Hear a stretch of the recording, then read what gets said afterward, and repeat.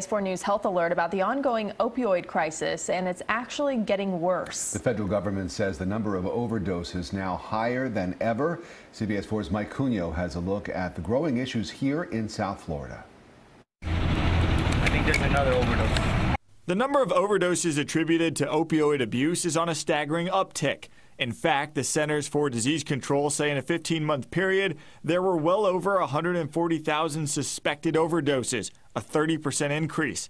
The Midwest getting hit the hardest with a jump of 70%. Doctors across the country say they're just trying to keep up. I often don't know if it's heroin, methadone, or fentanyl that they may have overdosed on, but we're just sort of working to save that person's life in the moment. The CDC report says it's not that more people are abusing drugs, it's the kinds of drugs they're using. The crisis has seen users jump from painkillers to heroin to fentanyl, a drug 50 times more potent than morphine. The error margin is tiny.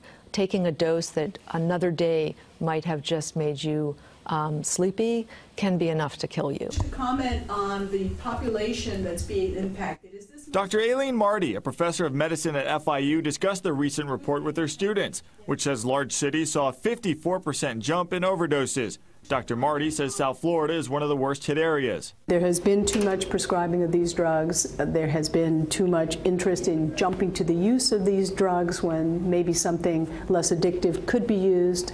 And also there is, of course, the black market.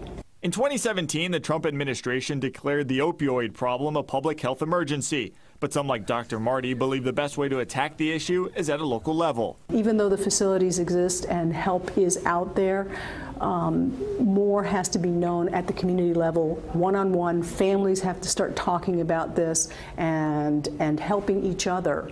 The CDC agrees that each overdose can be an opportunity to steer someone out of addiction and into treatment.